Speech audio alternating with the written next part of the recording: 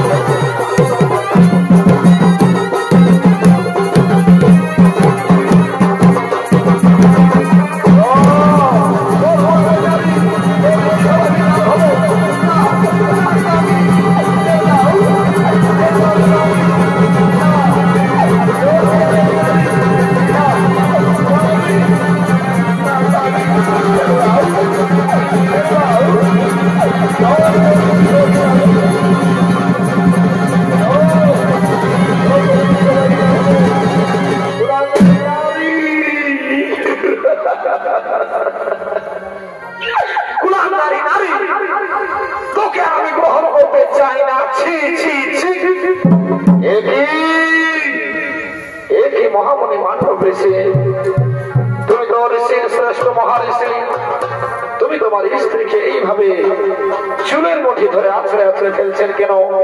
তুমি তোমার স্ত্রীকে এইভাবে চুলের মুঠি ধরে আছড়ে আছড়ে ফেলছেন কেন? না না না ঋষিগণ, এ আমার স্ত্রী নয়, এ কুলাঙ্গারী নারী, এ আমার সাথে প্রতারণা করেছে। জানো ঋষিগণ, আমাকে স্নান করার উদ্দেশ্যে পাঠিয়ে লুকিয়ে লুকিয়ে ওর পুরুষের সাথে প্রেম করেছে। একে আর আমি কোনো মতে গ্রহণ করতে চাই না। একই গোদাবরী, তোমার স্বামী যা বলছে তা কি সত্য? গোদাবরী, তোমার স্বামী যা বলছে তা কি সত্য?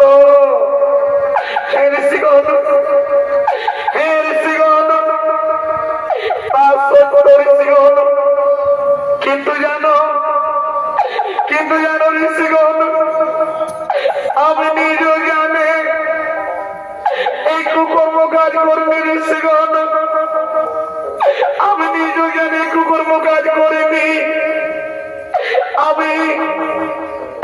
আমি তুলসী মাতার বন্দনা করে আমি গান গেয়ে গিয়ে আমি আনন্দ করতেছিলাম। কোথা থেকে সূর্যদেব হঠাৎ করেছে আমাকে আলিঙ্গনের প্রস্তাব করে, তাতে আমি তার আলিঙ্গনে রাজি না হওয়াই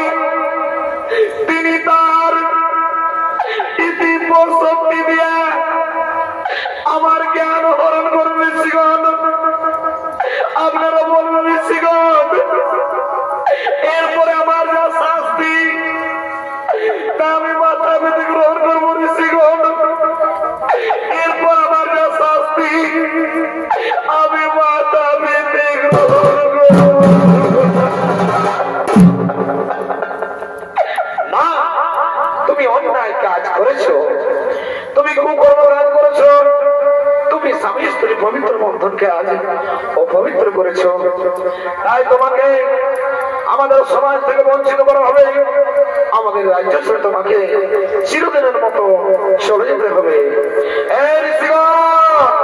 তোমরা দেখছো কি এই